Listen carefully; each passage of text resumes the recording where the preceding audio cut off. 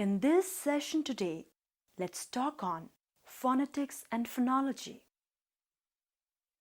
Talking and listening to each other are so much part of normal life that they often seem unremarkable.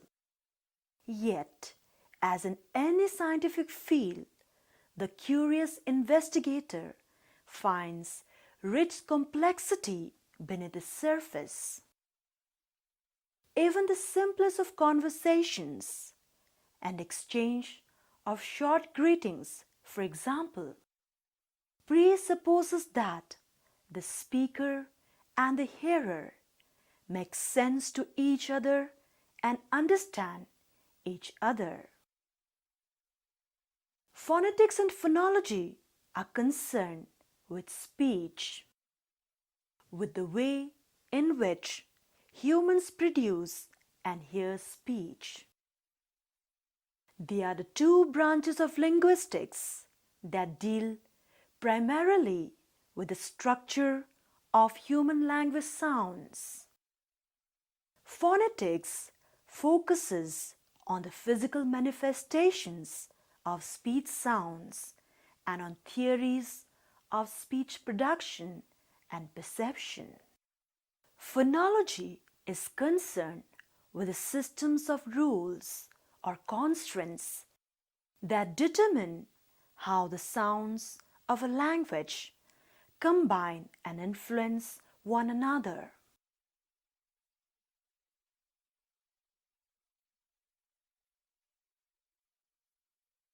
There are three branches of phonetics. They are articulatory phonetics, acoustic phonetics, and auditory phonetics. Let's talk about articulatory phonetics.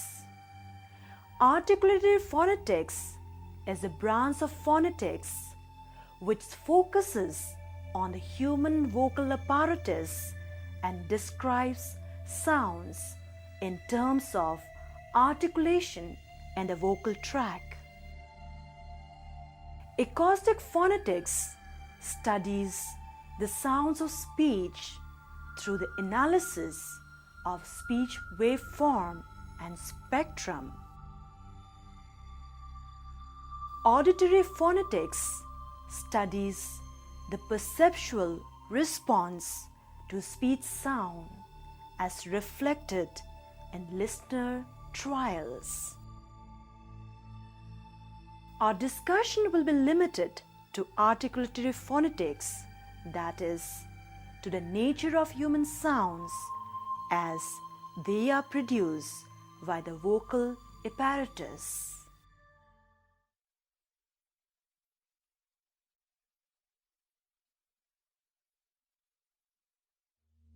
Most speech sounds in all languages are produced by modifying in some way the airstream that is expelled by the lungs up the windpipe through the glottis or the space between the vocal cords and along the vocal tract.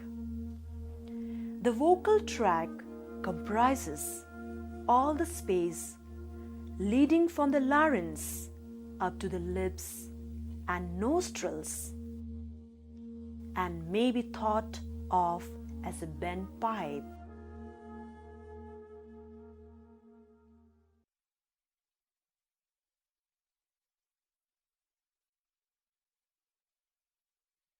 Speech sounds can be identified in terms of their articulatory properties, that is, by where in the mouth and how they are produced.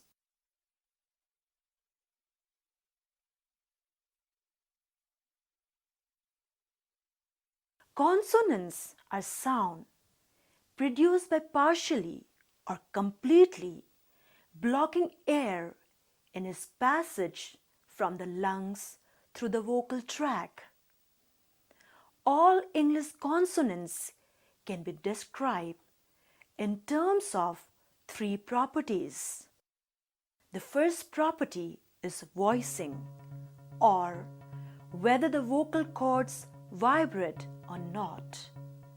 The second property is place of articulation, or where the air stream is most obstructed.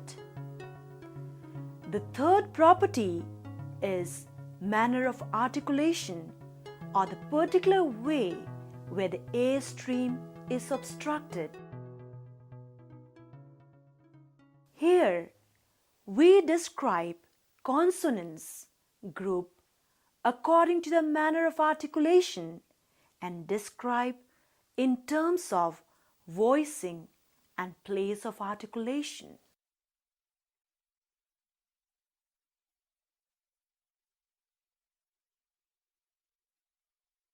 The principal stops of English are p, b, t, d, k, g. P and b are bilabial stops, which means in the production of these sounds, air is built up behind the two lips and then released. For example, the letter P in words like pin, upper, gap, and letter B in words like beer, rubber, tub. T and D are alveolar stops. In the production of these sounds, tip of the tongue touches the alveolar ridge.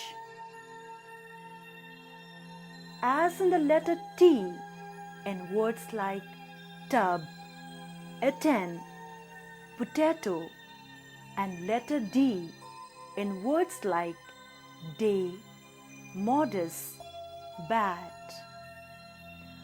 K and G are velar stops, and they are produced with the tongue touching the roof of the mouth at the velum or soft palate. The letter K or K in word like book. P, T and K are voiceless sounds, which means in the production of these sounds, the vocal cords do not vibrate, whereas in the production of sounds such as B, D and G, vocal cords vibrate, hence they are known as voice sounds. In addition, many languages have a glottal stop. It is pronounced by using the glottis to completely but briefly block the air from passing in the throat.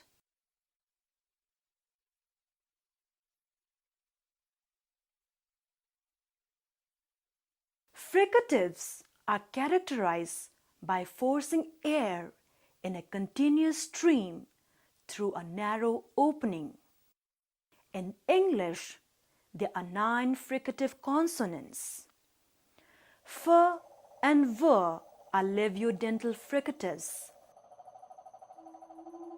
That is, they are produced with lower and upper teeth. Th and D are dental fricative.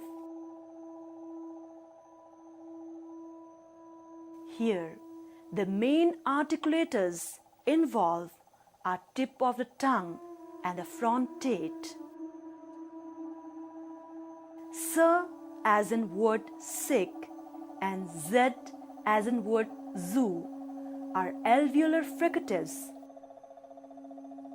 The tip and the blade of the tongue is brought very near to the teeth ridge. Examples are letter SH as in word shoot and wish, and Z as of the final sound in word like beast and middle sound and words like measure are pronounced between the alveolar ridge and the velum, and these sounds are called alveopalatals. H is a voiceless glottal fricative. Here, the vocal cords are kept close together and the air escapes through the narrow glottis with audible friction. For example, the letter H in words like behind, beehive, etc.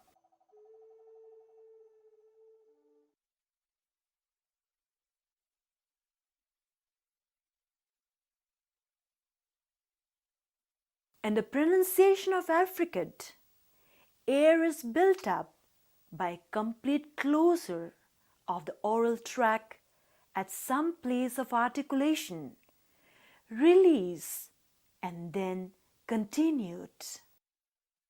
In English, there are two affricates, j as in letter ch, as in words like jeep and church, and j or the initial g as in gin and gentle. Both are palatoalveolar. That is, in the production of these sounds, the tip and blade of the tongue make a firm contact with the tit ridge.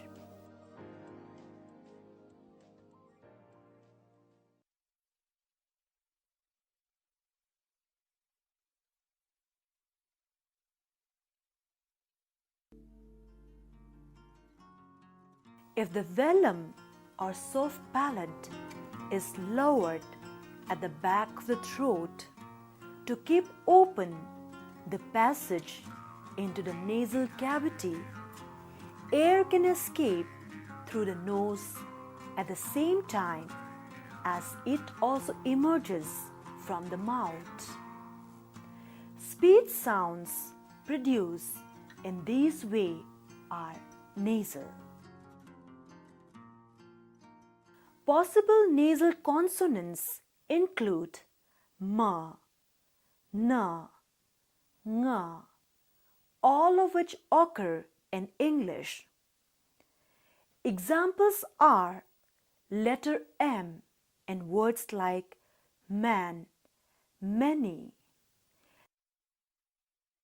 letter N in words like knife, knit, letter NG in sing, king, etc.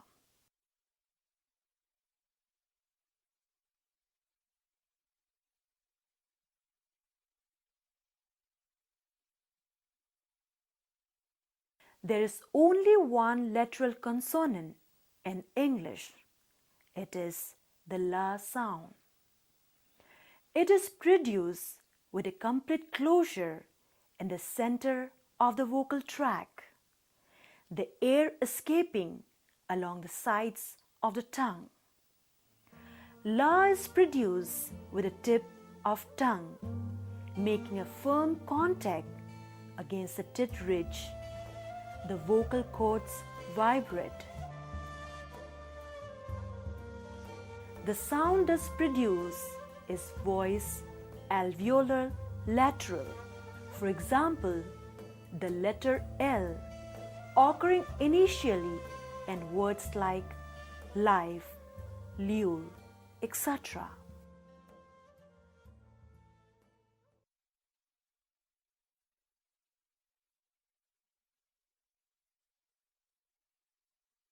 In English, there is one frictionless continuant, that is the ra sound. In the production of these sounds, the tip of the tongue is raised in the direction of the hinder part of the tit ridge. The vocal cords vibrate. The sound thus produced is voice post-alveolar frictionless continuum. For example, the letter R occurring initially in words like red and run.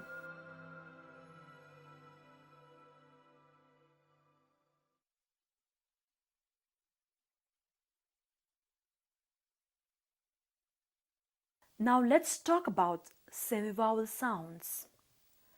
A semivowel is a vowel glide to a more prominent sound in the same syllable. In English, there are two semivowels.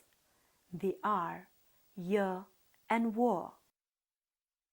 Though these sounds are vowel-like in the articulation, they are classified as consonants because they do not function as a nucleus of any syllables. Y is voice palatal. During the articulation of y, lip rounding is anticipated if the immediately following vowel is a rounded vowel, as in words like you, yawn, etc. W is voice labiobellar. Examples are the letter W in west and WH in Y.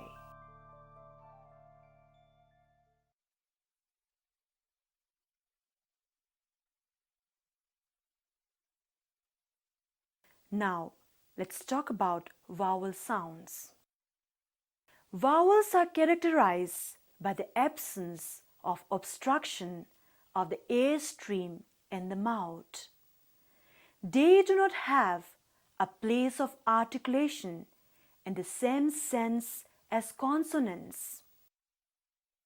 Vowels can be divided into front, back, and central in relation to front-back axis, high, low, and mid in relation to height, rounded and unrounded in relation to labial rounding. A front vowel is one produced by holding the tongue towards the front of the mouth. Both E and A are front vowels. And back vowels involves retraction of the tongue. For example, U and A.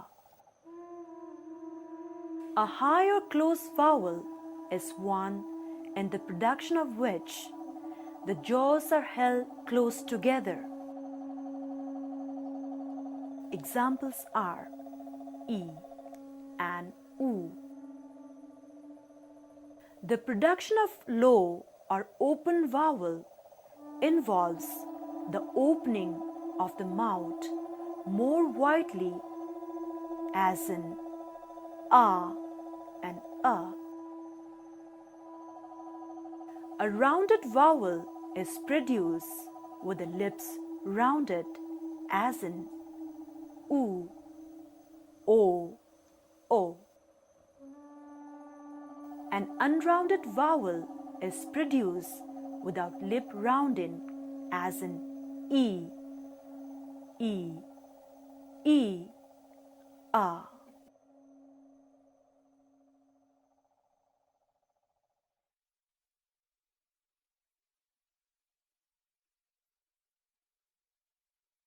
Since most orthographic systems are very unreliable in reflecting the sound system of a language, phoneticians have created so-called phonetic alphabets, enabling us to represent the exact value of each sound of any language. This precise way of representing the pronunciation of language is called phonetic transcription.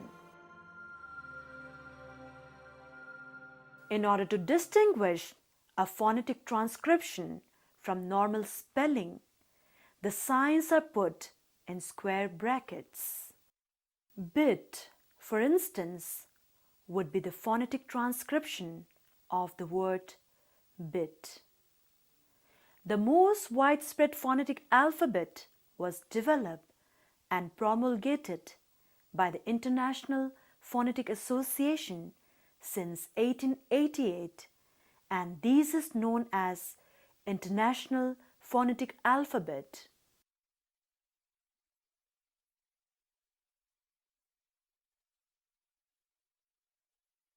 The term phonology is often associated with the study of higher level of speech organization. It is often said to be concerned with the organization of speech within specific languages or with the systems and patterns of sound that occur in particular languages.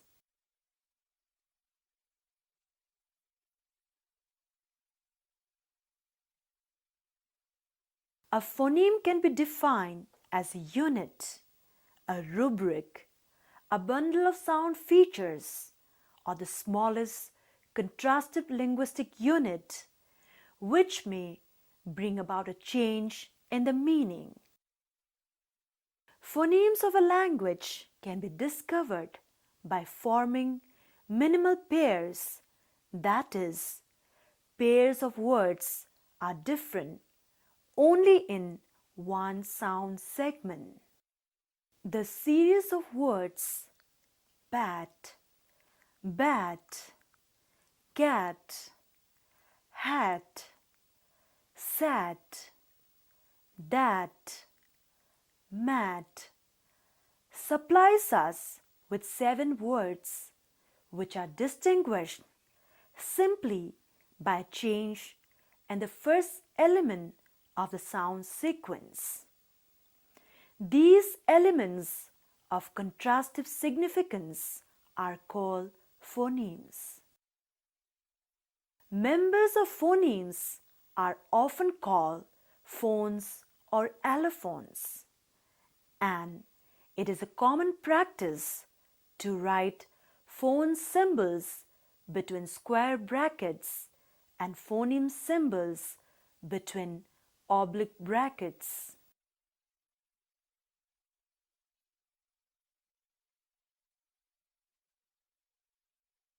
An allophone is a speech sound which is one of a number of variants of a phoneme.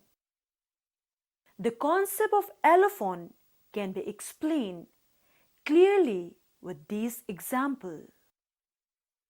English sounds such as p, t, ka, when pronounced in initial position, are aspirated as in p, t, k, as in words like power, 10, kite. But immediately following initial S, they are without aspiration, as in steam.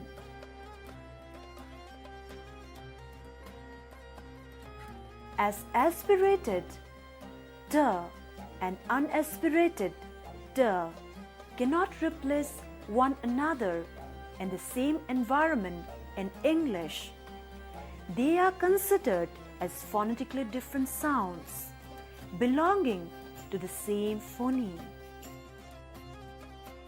Thus, t and t are allophones of the phoneme t.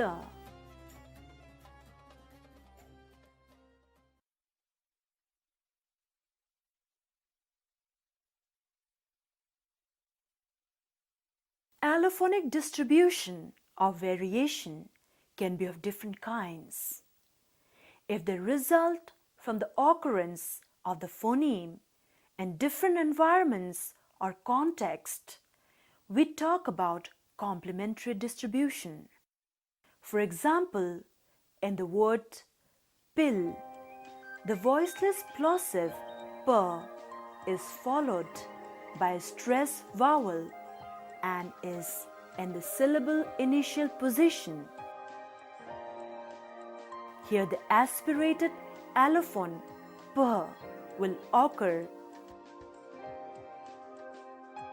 whereas in the case of words like spill, P is not in the initial position and is preceded by S.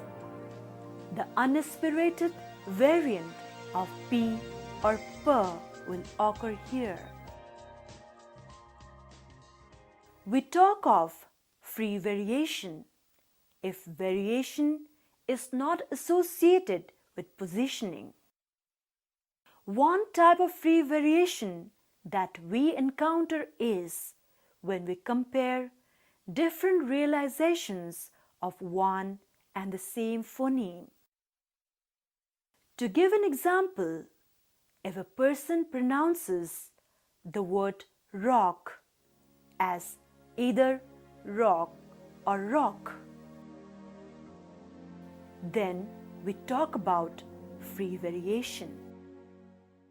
We can have a different type of free variation when we deal with realizations of different phonemes in the same context without a change of meaning. For example, E and E and the respective pronunciations of word economics. It can be either pronounced as economics or economics.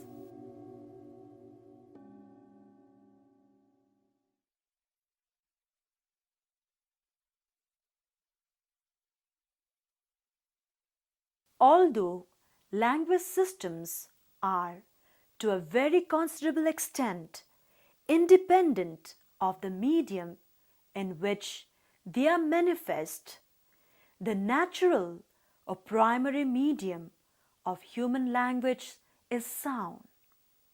For these very reasons, the study of sound, that is, phonetics and phonology, is of central importance in linguistics.